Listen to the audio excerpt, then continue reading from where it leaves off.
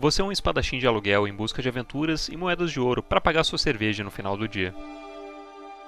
Você ama essa vida de aventureiro, e de jeito nenhum você passaria seus dias na monotonia das aldeias do reino de Alância. Não, essa vida pacata definitivamente não é para você. Em busca de aventuras perigosas e recompensas valiosas, há pelo menos 10 dias você vem peregrinando a esmo nas planícies centrais do continente, sem encontrar uma só pessoa. A solidão para você nunca foi um problema, e depois de caçar um coelho, você decide montar o seu acampamento antes de escurecer. No calor da fogueira, você degusta a deliciosa carne do coelho enquanto aprecia a brisa fresca daquela noite de verão. Com a barriga cheia, você puxa seu cobertor de pele de carneiro e se prepara para dormir sob a luz da lua cheia. Sua espada, cravada no chão ao seu lado e pronta para ser sacada a qualquer momento, reflete as brasas ainda acesas da fogueira. Esse reflexo vai te hipnotizando e não demora muito para você cair no sono. Mas antes que você durma totalmente, você ouve um forte barulho de galhos se partindo e de alguma coisa se aproximando pelos arbustos. Você dá um pulo e saca sua espada, preparado para uma emboscada ou um ataque de um monstro selvagem. Mas após alguns segundos de tensão, tudo que sai dos arbustos é um velho anão, com uma expressão intensa de dor e totalmente coberto de sangue. Ele cai em seus braços, e enquanto você tira o capacete dele, repara em 2 setas de besta fincadas em seu peito. Vou pegá-los! Vou pegá-los! Não se preocupe, Guilibran. O Perna Grande está vindo para te trazer o martelo. Ah, sim, sem dúvida que eu tô... O anão, que você presume se chamar de Perna Grande, está obviamente delirando, provavelmente devido aos severos ferimentos que sofreu. Ele balbucia coisas como emboscada, emboscada e leve o martelo a Guilibran, salve nosso povo. Os olhos do anão se fecham e a dor parece diminuir um pouco. E quando ele reabre e olha para você, algo te diz que pela primeira vez nessa conversa, ele finalmente está lúcido, e juntando todas as suas forças, ele clama pela sua ajuda. Ajude-nos, amigo. Leve o martelo a Guilibran. Somente o martelo unirá o nosso povo contra os Trolls. Nós estávamos a caminho de Darkwood, em busca do martelo, quando fomos emboscados. Todos morreram. O mapa no meu bolso levará você à casa de Astromo, o mago mais poderoso dessa região. Ele vende vários itens mágicos que te protegerão das criaturas de Darkwood. Leve o meu ouro. Eu imploro. Encontre o martelo e leve-o a Guilibran, o senhor de Stonebridge. Você será recompensado. Perna Grande abre a boca mais uma vez para te dizer algo, mas tudo que sai dela é um último suspiro. O anão se encontra morto em seus braços, mas ao menos ele conseguiu passar a sua desesperada mensagem. Nos bolsos do anão você encontra 30 moedas de ouro e o mapa que ele falou. O mapa, além de te mostrar o caminho até a casa distrital de Iastromo, mostra também a temida floresta de Darkwood e o caminho até a cidade dos anões, Stonebridge. Na manhã seguinte você enterra o pobre Perna Grande e parte em uma jornada rumo à perigosa Darkwood, ou como é conhecida por todos em Alância, a Floresta da Destruição.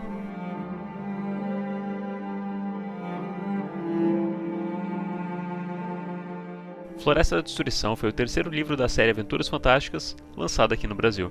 E logo que eu li A Cidadela do Caos, fiquei maluco para ler mais livros da saga. O Feiticeiro da Montanha de Fogo era extremamente raro e requisitado por ser o primeiro livro lançado da saga no exterior, além de ser o mais famoso da série. E por culpa disso eu nunca consegui achar nenhum exemplar dele em sebos. Mas com a Floresta da Destruição eu acabei tendo mais sorte, e tenho esse livro até hoje na minha estante. O 3º livro da série foi escrito exclusivamente por Ian Livingstone, e apresentava uma aventura muito mais leve e despretensiosa comparado com o livro anterior, escrito por Steve Jackson. Se na Cidadela do Caos você jogava como um aprendiz do Mago de Yor, que tinha como missão salvar milhares de vidas inocentes do Vale dos Salgueiros, das mãos do terrível Balthus Dire, em Floresta da Destruição, você agora era um mercenário despretensioso, vivendo um dia após o outro. E um dia, cai no seu colo a missão de recuperar um lendário martelo dos anões, que se perdeu nas densas e perigosas florestas de Darkwood. Mas antes de embarcar nessa aventura, é bom eu dar alguns avisos para vocês. Esse vídeo vai estar repleto de spoilers do livro-jogo A Floresta da Destruição. Se você não sabe o que é um livro-jogo e caiu de paraquedas aqui no vídeo, recomendo que você veja o primeiro vídeo dessa série, A Cidadela do Caos. Lá eu explico direitinho o conceito de livro-jogo e dou um breve resumo do que é Titã, Aventuras Fantásticas e Alância. Recomendo fortemente também que vocês leiam o livro Floresta da Destruição. e tenham tentado suas primeiras aventuras antes de me ouvir desmiuçar a aventura toda. O livro físico foi reimpresso alguns anos atrás pela editora Jumbo, mas se o inglês não for um problema para você, você pode encontrá-lo por menos de R$ 10 para jogar na Steam. A versão digital do livro não perde nada para a versão física, tendo até mesmo um sistema de ficha de personagem e mecânica de rolagem de dados para o combate. E para colocar crédito no Steam para comprar o jogo, você pode fazê-lo pelo Rei dos Coins. O Rei dos Coins é o maior e mais confiável site de venda de coins para jogos, e é o patrocinador oficial aqui do canal. Bom, avisos dados, é hora de embarcar na nossa aventura pela Floresta da Destruição.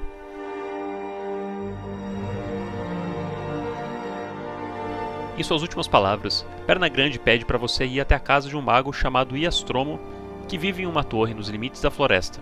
Ele menciona algo sobre você comprar alguns itens mágicos com o mago que te ajudarão a sobreviver nessa perigosa jornada pela Darkwood. Você, com o mapa em mãos, segue para a torre do mago. É aqui que termina o prefácio do livro e a sua aventura começa de verdade. A Torre do Mago de Astromo é uma grande torre de carvalho que se encontra a 50 metros da trilha principal que leva para o interior da floresta. Você toca o pequeno sino do lado da porta, e após aguardar alguns minutos, é atendido pelo imponente mago Iastromo, que o convida para entrar na torre. Iastromo é um dos 3 discípulos de destaque do Mago de Yor. Como vocês bem já sabem, o Mago de Yor é o mago de magia branca mais poderoso de toda a Lância, e da academia dele, 3 discípulos acabaram se destacando e se tornando os mais poderosos magos do bem de toda a Lância. Bom, 4 se você considerar a Cidadela do Caos. Esses discípulos estrela são o herói da Cidadela, que assassinou Balthusar e salvou o povo do Vale do Salgueiro, o curandeiro Penticora, o excêntrico Nicodemos e o recluso Iastromo. Iastromo, depois de peregrinar por todo o continente de Alância e aprimorar seus dons mágicos, se aposentou das suas aventuras e hoje vive recluso em sua torre, nos limites da floresta de Darkwood. Quando você diz que é um aventureiro que está rumando para Darkwood e que precisa comprar alguns artigos mágicos dele, ele prontamente te convida para dentro da torre e pede para você acompanhar ele até os pisos superiores da torre, onde ele guarda toda a tralha mágica que ele vende para os aventureiros.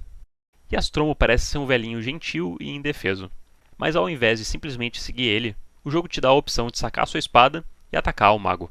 Iastromo simplesmente te olha de canto de olho e pergunta se você quer realmente fazer isso. Se você ainda assim atacar o mago, ele de forma bastante despreocupada te transforma em um sapo e te solta no jardim, para que você aproveite sua nova vida, coachando por aí.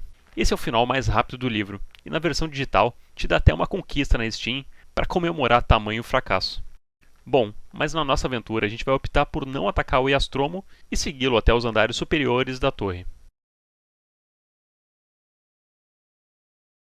Você some as escadas espirais da torre até chegar em uma sala abarrotada de prateleiras e estantes repletas de garrafas, armas, peças de armadura e todo tipo de quinquilharia e parafernália mágica.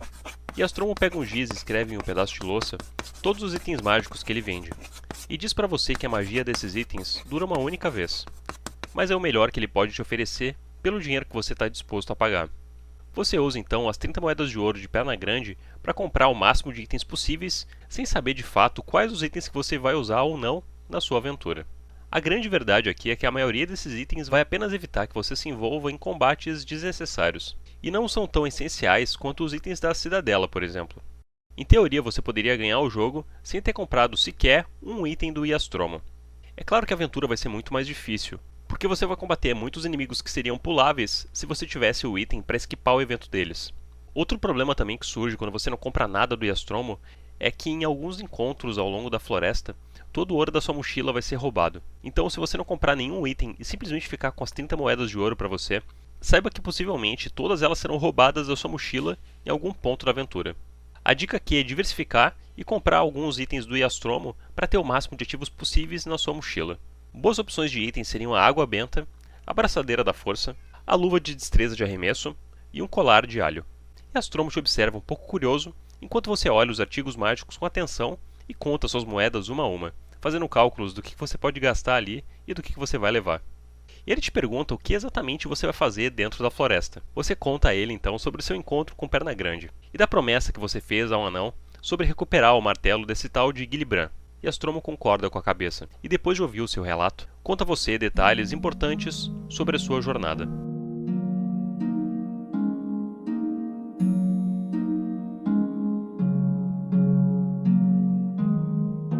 Astromo conta a você que o martelo que você procura é uma lendária arma de guerra usada para mobilizar os bons anões da cidade de Stonebridge pelo regente da cidade, Gillibrand. Mas justo quando a cidade sofre uma ameaça iminente de uma invasão de trolls das colinas, o martelo foi roubado por uma águia, enviada por um rei invejoso de uma outra aldeia de anões. O plano do maligno rei era roubar o martelo para tirar a autoridade de Gillibrand e fazer com que o povo de Stonebridge ficasse vulnerável ao ataque dos trolls. O roubo ia conforme o planejado, mas ao sobrevoar a floresta de Darkwood, a águia foi atacada por um grupo de gaviões da morte e o martelo acabou caindo no meio da floresta e acabou se perdendo. E Astromo conta ainda que, segundo boatos locais, 2 goblins caminhando pela floresta acabaram encontrando o martelo. Os 2 goblins começaram então a brigar para ver quem ia ficar com posse do martelo. Mas depois de horas lutando, eles descobriram que a cabeça do martelo desatarrachava do cabo. Sendo assim, um goblin ficou com a cabeça do martelo e o outro com o cabo. Os 2, felizes agora com seu prêmio, se dividiram e foram cada um para um lado da floresta. E Astromo conta então que seus problemas são dobrados. Para você conseguir recuperar o martelo e levá-lo ao povo de Stonebridge, terá que rastrear os tais goblins e encontrar as 2 partes do martelo. Ele ainda te dá uma descrição de como são as tais partes. O cabo do martelo é feito de ébano e a cabeça é feita de bronze. Ele diz que a sua tarefa não será nada fácil e deseja boa sorte na sua missão. Você sai da torre de Astromo e depois de alguns metros de caminhada, você finalmente se encontra dentro da floresta de Darkwood. Assim como usamos um mapa para ilustrar os caminhos da cidadela, aqui no vídeo da Floresta da Destruição, usaremos um mapa feito pelo artista Sival. Ele retrata de forma impressionante todos os encontros possíveis dentro da floresta. Mas é claro que quando jogamos o livro-jogo pela primeira vez, lá no começo dos anos 2000, estávamos totalmente no escuro, sem saber para onde aquelas trilhas dentro da floresta nos levariam. Depois de alguma caminhada, a trilha que vem da torre de Astromo se ramifica, e temos a nossa primeira escolha real do jogo: seguir pelo caminho da esquerda ou seguir pela direita. Geralmente escolhas erradas no começo da aventura impactam muito pouco ao longo da jornada, e fazendo escolhas corretas posteriormente, você consegue finalizar o livro com um final bom. Mas na Floresta da Destruição, se você escolher o caminho da esquerda, você perde o jogo. É isso mesmo. Na primeira opção do livro, se você seguir pelo caminho da esquerda, você simplesmente acaba de perder a primeira parte do martelo, e não vai conseguir completar o desafio na primeira gameplay. Existe uma mecânica única nesse livro que te permite, até certo ponto, consertar isso. Mas eu vou falar mais sobre isso mais pra frente no vídeo. Por hora, vamos fazer o que eu sempre fazia em todas as minhas aventuras: pegar o caminho errado e rumar para a esquerda. Você segue a trilha até uma nova bifurcação e continua seguindo para oeste. A trilha faz uma curva brusca para norte e você começa a ouvir por gritos de socorro no meio da floresta.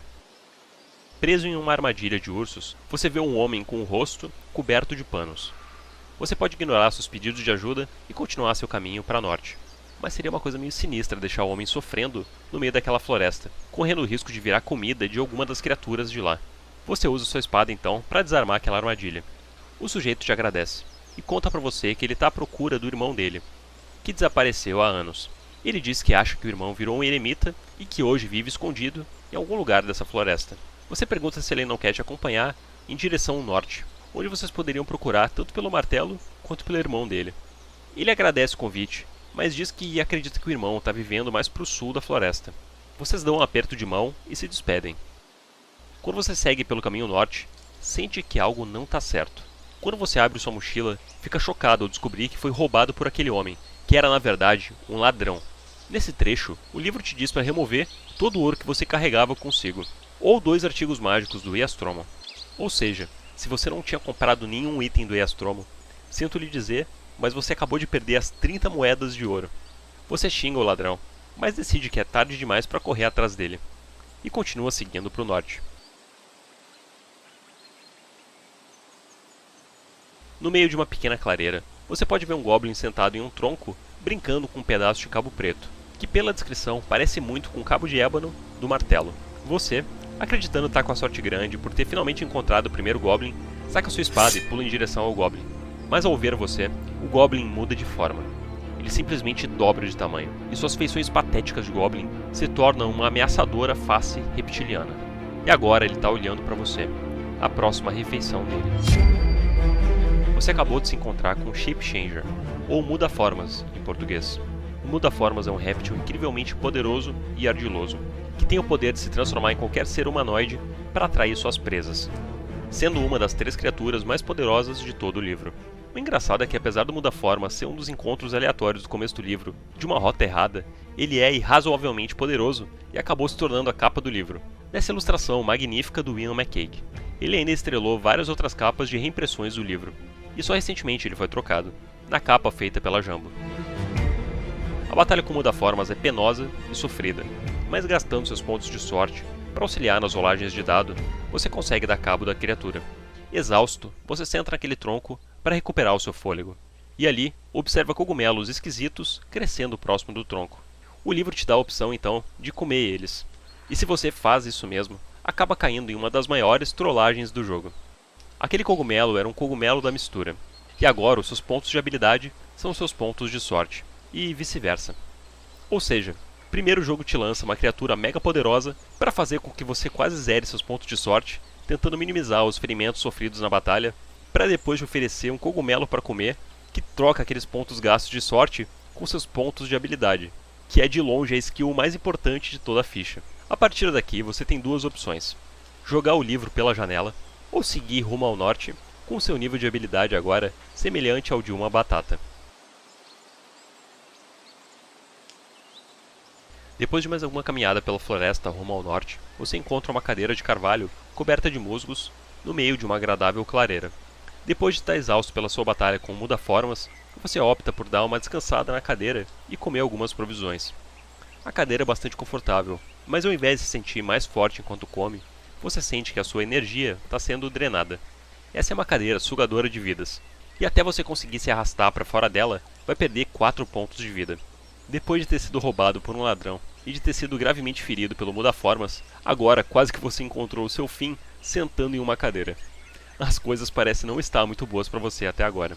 Felizmente, seu próximo encontro seguindo pelo norte é com o Hellis Javali, que é bem fraco. Após alguns golpes de espada, você mata o bicho e segue pela encruzilhada. Aqui é importantíssimo que você pegue o caminho da esquerda.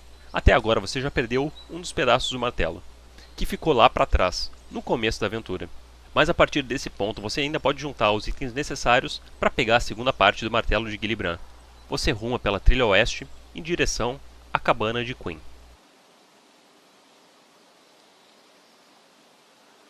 Você se aproxima de uma pequena cabana rústica feita de argila com uma grande e única janela. E dentro da cabana, flexionando seu enorme bíceps, você encontra Quinn. Quinn é um homem gigantesco em tamanho que sorri quando você se aproxima. Ele parece ser bem gente boa e diz que ganha vida apostando na queda de braço. Provavelmente você deve estar se perguntando por que diabos nós iríamos participar de uma queda de braço com esse cara no meio da floresta. Bom, a resposta é simples. Ele explica que, se você apostar itens que equivalem a 10 moedas de ouro, ele vai apostar um saco de poeira de levitação. Essa poeira de levitação será um dos itens mais importantes de toda a nossa aventura. Portanto, nós topamos o desafio e vamos para tal queda de braço. Como vocês podem imaginar, a força do Quinn é absurdamente maior do que a nossa, e os testes de força necessários aqui para se vencer o desafio são bem difíceis. Mas aqui nós podemos roubar um pouquinho e usar a nossa abraçadeira de força para vencer quase que instantaneamente o desafio. Ao vencer Quinn, ele te olha incrédulo, e triste, acaba te dando a valiosa poeira de levitação. Você, feliz com seu prêmio, se despede de Quinn e ruma para o norte. Existe um rio que cruza toda a extensão da floresta, e qualquer caminho que você tenha pego até aqui vai te levar para ele. Existem várias formas de se atravessar o rio e de desafios que você vai enfrentar ao fazê-lo, como combater o Homem-Peixe ou pedir para o Centauro te levar nas costas dele por algumas moedas de ouro. O rio marca também o nosso primeiro dia na floresta, e assim que cruzamos ele, vemos que já é noite. Ao acampar na floresta à noite, depois da travessia no rio, podemos nos deparar com 4 encontros diferentes com criaturas com essa temática de terror. Um lobisomem, morcegos vampiros, lobos e uma aranha gigante. Nenhum desses encontros é muito peculiar ou memorável. A floresta, a partir daqui, começa a ficar cada vez mais densa e misteriosa. Mas para a gente não se alongar muito, depois de alguns encontros aleatórios ao longo da nossa jornada, damos de cara com a mais importante edificação de toda a floresta.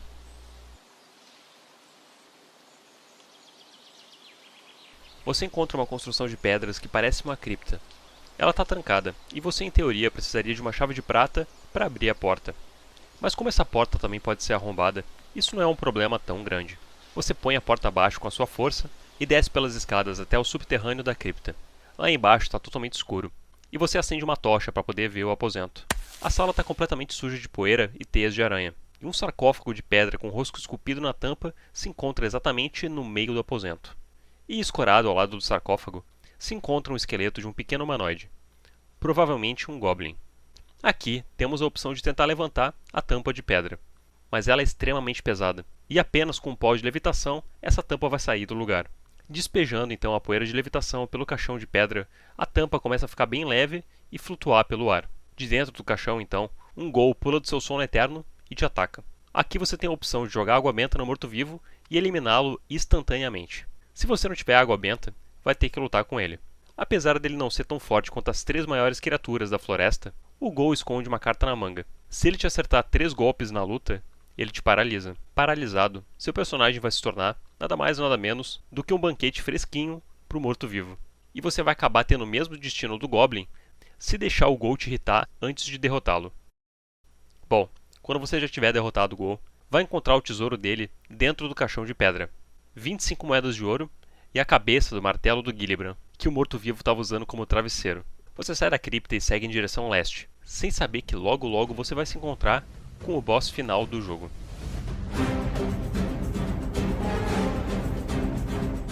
Você chega em uma pequena clareira. Restos de comida, ossos de criaturas e galhos quebrados cobrem todo o lugar, fazendo você pensar que provavelmente aquele é o covil de uma criatura enorme. O livro te dá a opção de meter o pé e fugir dali o mais rápido possível rumo a norte, ou de ficar para ver quem é a criatura que mora naquele covil.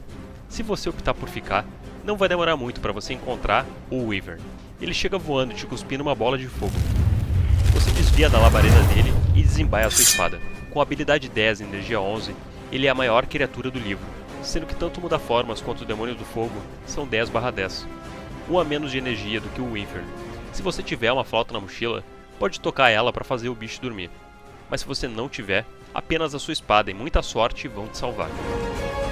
Matando a criatura ou fazendo-la dormir, você finalmente pode revistar a clareira em busca dos tesouros do Wyvern. No covil, então, você encontra 10 moedas de ouro, uma manopla de ferro e um anel de ouro. A manopla de ferro é um item mágico que aumenta a sua destreza, dando um ponto adicional para suas rolagens de ataque. O anel de ouro, em compensação, é amaldiçoado. Se você colocar no dedo, sente instantaneamente uma dor terrível e acaba perdendo 2 pontos nas suas rolagens de dados de ataque devido a uma maldição de lentidão concedida pelo anel. No fim das contas, se você colocar os 2 itens, ainda vai sair no prejuízo de 1 ponto de ataque. Seguindo para norte, no seu último encontro dentro da floresta, você é emboscado por um grupo de 5 bandidos, que exigem 5 itens da sua mochila para que você prossiga no seu caminho até a cidade de Stonybridge. Não sei vocês, mas eu nas minhas primeiras aventuras nunca dei o braço a torcer, e juntando todas as forças restantes do meu personagem, lutava com os 5 ao mesmo tempo. A luta com eles só se torna mais difícil pela mecânica de combate simultâneo, mas uma vez que você elimina a chefe deles, os outros não são tão fortes assim. Eliminando eles e seguindo pela trilha, você finalmente chega no fim da floresta de Darkwood. Você cruza a ponte de pedras que dá nome à cidade de Stonybridge. Alguns anões te olham curiosos, provavelmente se perguntando o que um humano faz pela cidade deles. O jogo te pergunta nesse momento se você tem as 2 partes do martelo, ou se você conseguiu pegar uma ou nenhuma. Se você tiver as 2 partes em mãos, o livro te manda direto para a referência número 400, onde você encontra o final bom do livro. Mas esse não é o nosso caso. Com tristeza, você olha para sua mochila e só encontra a cabeça do martelo. O cabo do martelo nós acabamos não encontrando ao longo da nossa jornada. Nesse ponto, em qualquer outro livro da série Aventuras Fantásticas, a nossa aventura terminaria aqui. Com posse de apenas uma das partes do martelo, você falhou para sempre em sua missão. E agora nunca poderá cumprir a promessa que você fez para a Perna Grande. Mas o autor do livro, Ian Livingstone, preparou uma surpresa final para esse livro. Algo inédito, que nunca mais se repetiu em nenhum outro livro-jogo. O jogo te dá a opção de voltar e de recomeçar sua busca do início. Mas apesar de parecer uma ideia interessante e animadora, ela envolve uma série de problemas. O primeiro desses problemas é uma inconsistência óbvia de roteiro. Eu me lembro que teve uma aventura que eu joguei que eu tinha 3 cabeças de martelo na minha mochila e nenhum cabo. Outro problema era a ficha do personagem. Meus itens não resetavam de uma jornada para outra. Então, basicamente, era só você ficar repetindo exatamente as mesmas rotas para pegar os mesmos itens que bustavam o seu ataque, até você virar um deus dentro da floresta, derrubando absolutamente tudo pela frente. Fora os encontros que aconteciam infinitas vezes, e o Iastromo te recebendo na torre dele como se fosse a primeira vez. Enfim, eram muitos problemas que aconteciam quando você podia seguir jogando infinitamente o livro. Mas o Ian, autor do livro, é um RPGista nato, e por mais que ele não tenha repetido essa fórmula maluca de looping infinito de missão, ele colocou um mecanismo secreto para impedir que os aventureiros cheatados conseguissem se aventurar infinitamente pela Darkwood. Quando o jogo te dá a opção de voltar até a torre do Iastromo para comprar novos itens e seguir pela aventura novamente, ele te diz para contornar a floresta pelo leste. Durante essa viagem, você sofre uma emboscada por inúmeros montanheses selvagens. Eles fazem chover uma chuva de flechas em cima de você. Aqui você é obrigado a testar sua sorte. Se você falhar no teste, é atingido pelas flechas e sofre a mesma morte do Perna Grande. Se você conseguir passar no teste, você desvia das flechas e volta para o início do jogo. Esse encontro, apesar de parecer mais um encontro aleatório do livro, é um pouco mais do que isso. A ideia aqui é que cada vez que você dá a volta na floresta, mais e mais pontos de sorte você vai gastando nesse teste. Até chegar um momento que você vai estar com tão poucos pontos de sorte que ter sorte no teste vai acabar sendo quase impossível, e você vai acabar morrendo nessa travessia. Essa foi a engenhosa mecânica anti-cheat criada por Ian. Mas como eu disse, essa mecânica de looping acabou não dando muito certo, e jamais foi reutilizada em outros livros.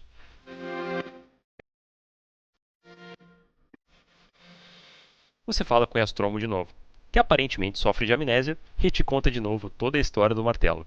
Agora você já tem uma boa noção do que comprar e do que não comprar e seguir pela floresta novamente, dessa vez seguindo pela direita. Em uma encruzilhada nos deparamos com um corvo falante em cima de uma placa. Esse corvo pede uma moeda de ouro para te falar onde foi o goblin que você tanto procura.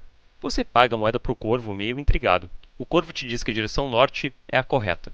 Você pergunta para o corvo o que diabos ele vai fazer com uma moeda de ouro.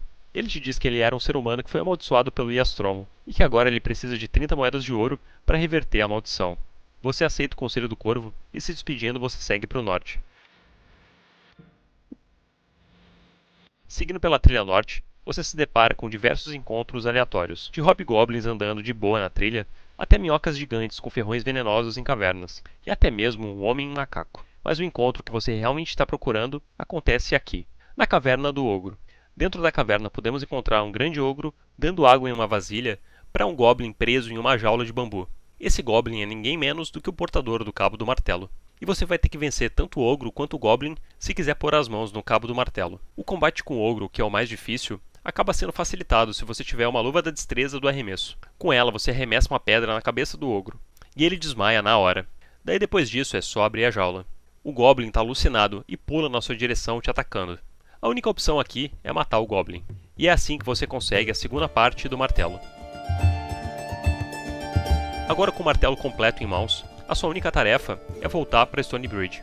E agora que você também já tem a cabeça do martelo, está totalmente livre para explorar os encontros aleatórios do resto da floresta. Não vou citar todos aqui para o vídeo não ficar mais gigante do que já está, mas vale destacar o seu encontro com o anão que mandou a águia para roubar o martelo e iniciou toda essa confusão, com um grupo de Gaviões da Morte que atacaram a águia, e provavelmente a sidequest mais interessante de todo o livro, a Caverna do Demônio de Fogo e seu exército de clones. Mas como eu disse, eu não quero me estender demais. Dessa vez nós pagamos os 5 itens para os ladrões, pelo simples fato de que a gente já está rico nessa segunda run, e seguimos para Stonebridge. Você retorna para Stonebridge, agora com o martelo completo na mochila. Você pede aos anões locais para levá-lo até Gillibrand. Eles te olham meio desconfiados, mas depois de ver suas roupas rasgadas e sujas de sangue, eles decidem que você merece o mínimo de respeito por ter atravessado toda a Darkwood, e concordam em te levar até o líder deles. Enquanto você vai caminhando pelas ruas da cidade, mais e mais anões começam a segui-lo, como se fosse uma verdadeira procissão. Você escuta sussurros e cochichos entre os anões, e olhares de expectativa começam a surgir nos rostos deles. Os anões levam você a um grande salão, e a multidão de anões segue você por todo o caminho. Gillibrand se encontra cabisbaixo, sentado em seu trono, mas seu olhar distante muda quando você tira da mochila a cabeça e o cabo do martelo e os oferece ao rei dos anões. A multidão vibra de alegria, e Gillibrand urra de felicidade. Meu martelo! Meu martelo! Finalmente estamos prontos para nos defender contra os Trolls. A multidão inteira explode de alegria, sacudindo suas espadas e seus machados no ar. Você conta a Gillibrand sobre a falta de sorte de Perna Grande e sobre como tomou para si a missão do desafortunado anão. Gillibrand demonstra tristeza pela morte do seu grande amigo Perna Grande, mas também gratidão por você ter dado conta de uma tarefa tão importante e vital ao povo de Stonebridge. Gillibrand então te dá um elmo com asas de ouro de valor inestimável e uma caixa gigantesca de prata contendo as joias mais valiosas de todo o reino de Alância. Sua aventura finalmente terminou, e agora você está mais rico do que os seus sonhos mais loucos poderiam imaginar. A Floresta da Destruição. Apesar de ser, no geral, uma aventura de RPG com uma história muito mais genérica e menos intimista, se comparado com a Cidadela do Caos, ainda assim é muito interessante por deixar masmorras e castelos de lado e optar por um cenário de florestas. Claro que o autor ainda segue um esquema clássico de dungeons e encontros aleatórios, mas essa skin de floresta ajuda muito a manter a ilusão de um ambiente mais aberto onde tudo pode acontecer. Essa aventura tem alguns erros de design grosseiros, como perder já na primeira escolha, mas que são amenizadas pela mecânica de looping do final da aventura. No geral, a Floresta da Destruição não é uma aventura perfeita, mas sem sombra de dúvidas é muito divertida, e com certeza merece ser jogada. E agora que já passamos pelo Vale dos Salgueiros, pela Floresta de Darkwood e pela cidade de Stonebridge, a nossa próxima parada será no perigoso porto de Blacksand, onde entraremos de cabeça na cidade dos ladrões. Mas essa é uma aventura para um próximo vídeo. Se vocês curtiram, deixe o seu like, se inscrevam no canal e ative o sininho para não perder as notificações. E eu vou indo nessa, um abraço e falou!